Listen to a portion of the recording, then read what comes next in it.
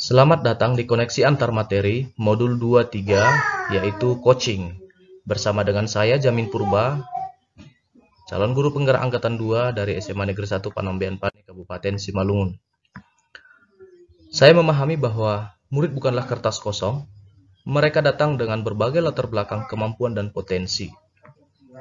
Tugas saya adalah menjadikan latar belakang mereka sebagai pondasi kuat bagi saya dalam memimpin pembelajaran. Selain itu, saya juga bertugas meningkatkan kemampuan dan melejitkan potensi mereka. Oleh karena itu, saya harus memiliki keterampilan yang dapat mengarahkan anak didik untuk menemukan jati diri dan melejitkan potensi mereka. Keterampilan coaching adalah bagian yang tepat untuk dapat mewujudkannya. Apakah yang dimaksud dengan coaching? Coaching merupakan sebuah proses kolaborasi yang berfokus pada solusi, berorientasi pada hasil dan sistematis. Yang kedua, coaching merupakan kunci pembuka potensi seseorang untuk memaksimalkan kinerjanya. Kemudian, coaching sebagai bentuk kemitraan bersama klien atau coachee untuk memaksimalkan potensi pribadi dan profesional yang dimilikinya melalui proses yang menstimulasi dan mengeksplorasi pemikiran dan proses kreatif.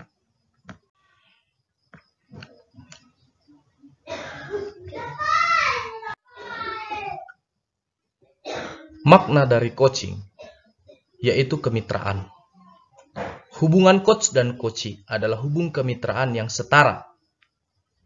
Untuk membantu coachee mencapai tujuannya, seorang coach mendukung secara maksimal tanpa memperlihatkan otoritas yang lebih tinggi dari coachee. Yang kedua, makna dari coaching yaitu memberdayakan.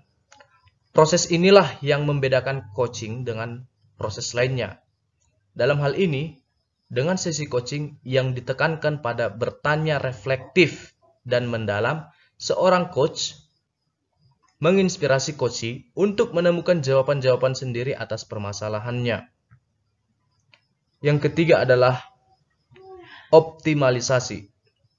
Selain menemukan jawaban sendiri, seorang coach akan berupaya memastikan jawaban yang didapat oleh coachee diterapkan dalam aksi nyata sehingga potensi coachee berkembang.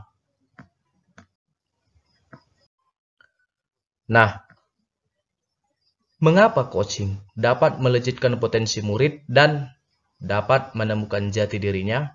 Di sini akan kita lihat perbedaan antara coaching, mentoring, dan konseling. Dari sisi tujuan, dari aspek tujuan, coaching itu mengarahkan coachee untuk menyelesaikan masalahnya. Sementara mentor membagikan pengalamannya untuk membantu mente mengembangkan dirinya. Sementara konseling membantu konseli memecahkan masalahnya.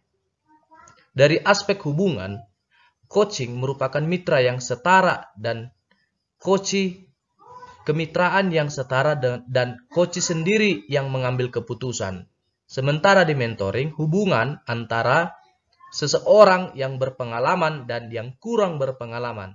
Dari sisi konseling, hubungan antara seorang ahli dan seorang yang membutuhkan bantuannya.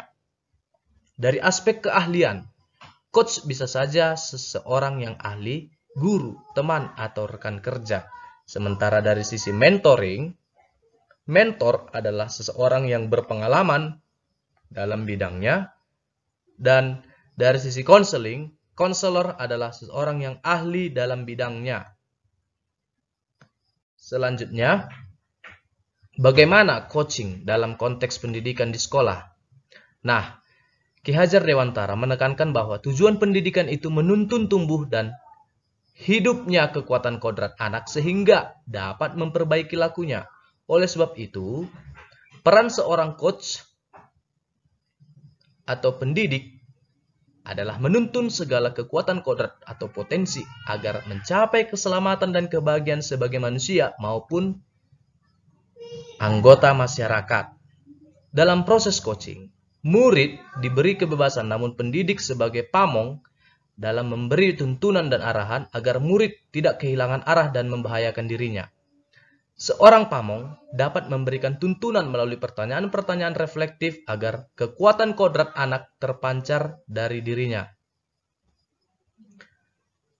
Dalam konteks pendidikan Indonesia saat ini, coaching menjadi salah satu proses menuntun kemerdekaan belajar murid dalam pembelajaran di sekolah. Coaching menjadi proses yang sangat penting dilakukan di sekolah, terutama dengan diluncurkannya program Merdeka Belajar.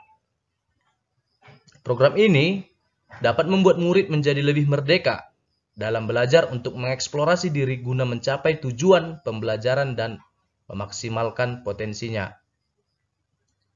Proses coaching merupakan proses untuk mengaktifasi kerja otak murid. Pertanyaan-pertanyaan reflektif dapat membuat murid melakukan metakognisi. Selain itu, pertanyaan-pertanyaan dalam proses coaching juga membuat murid lebih berpikir secara kritis dan mendalam, yang akhirnya murid dapat menemukan potensi dan mengembangkannya. Mengapa menggunakan coaching?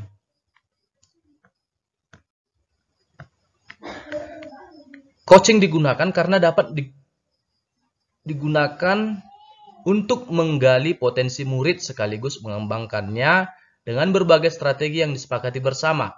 Jika proses coaching berhasil dengan baik, masalah-masalah pembelajaran atau masalah eksternal yang mengganggu proses pembelajaran dan dapat menurunkan potensi murid akan dapat diatasi.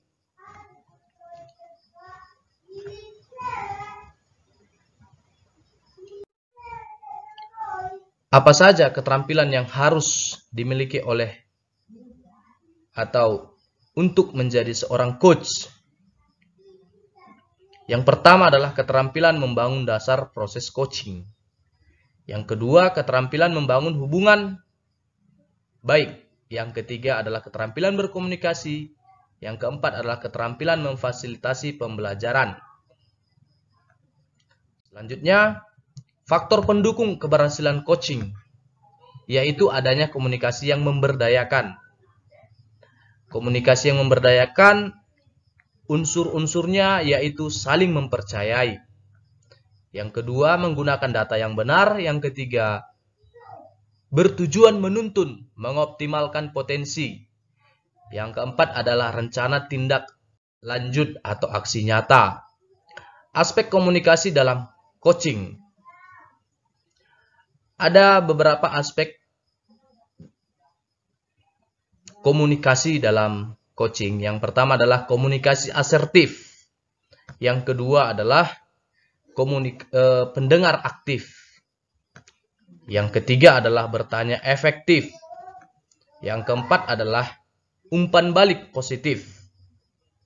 Nah, untuk bertanya efektif, dapat mengajukan pertanyaan yang terbuka, pertanyaan berfokus pada tujuan, pertanyaan refleksi, pertanyaan mengeksplorasi, dan pertanyaan mengukur pemahaman, dan pertanyaan aksi.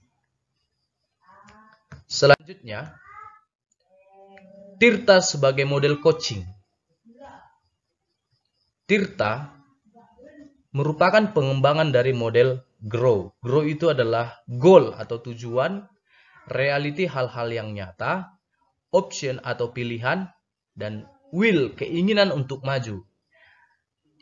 Model GROW ini dikembangkan menjadi model Tirta. Nah, ini model Tirta yaitu T itu adalah tujuan.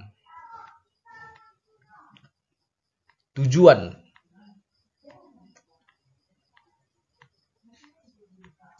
Dalam hal ini, beberapa hal yang dapat coach rancang dan yang dapat ditanyakan kepada coach dalam konteks tujuan yaitu dapat menanyakan apa rencana pertemuan atau apa tujuannya. Apa tujuan dari pertemuan ini? Apa definisi tujuan akhir yang ingin diketahui atau apakah ukuran keberhasilan pertemuan ini? Itu merupakan perpanjangan dari tujuan. Yang selanjutnya adalah identifikasi. Dalam bagian identifikasi, di sini dapat menanyakan kesempatan apa yang dimiliki sekarang ini. Apa kekuatan atau apa peluang atau apa hambatan? Nah, ini bagian identifikasi. Bagian rencana aksi, apa rencana yang akan dilakukan ke depannya atau adakah prioritas? Apa strateginya? Bagaimana jangka waktunya? Nah, ini rencana aksi. Dan yang terakhir adalah tanggung jawab. Bagaimana komitmen? Siapa dan apa yang dapat membantu? Bagaimana dengan tindak lanjutnya? Kira-kira begitu yang dapat ditanyakan. Nah, keterkaitan coaching dengan modul sebelumnya, yaitu terwujudnya profil pelajar Pancasila, terciptanya well-being murid. Untuk itu, mulai dari awal yaitu filosofi pendidikan Ki Hajar Dewantoro, pendidikan bertujuan untuk menuntun tumbuhnya atau hidupnya kekuatan kodrat anak sehingga dapat memperbaiki lakunya. Nah, dengan itu sebagai seorang guru menciptakan ekosistem sekolah dan budaya positif untuk memenuhi kebutuhan belajar individu. Kemudian pembelajaran yang berpihak pada murid yaitu pembelajaran diferensiasi, pembelajaran sosial dan emosional dan coaching. Nah, dengan penerapan pembelajaran yang berdiferensiasi, pembelajaran sosial, emosional, dan coaching, menciptakan ekosistem sekolah, maka diharapkan terciptanya merdeka belajar melalui pembelajaran yang berpihak pada murid dan coaching yang dilakukan guru dapat mewujudkan murid yang merdeka dan berkembang sesuai potensi dirinya, sehingga terwujudnya profil pelajar Pancasila, terciptanya well-being murid.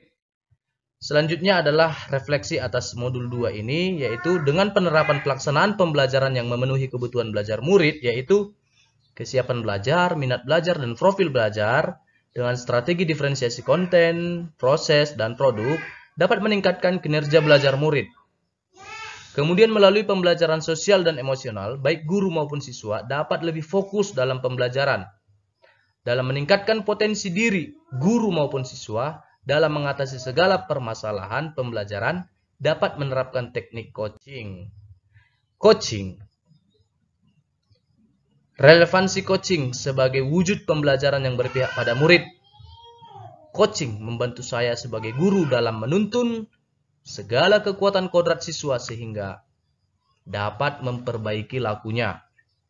Yang kedua, melalui coaching, saya dapat mengarahkan murid untuk tetap berada di arah yang benar dan menggali potensi diri dari murid.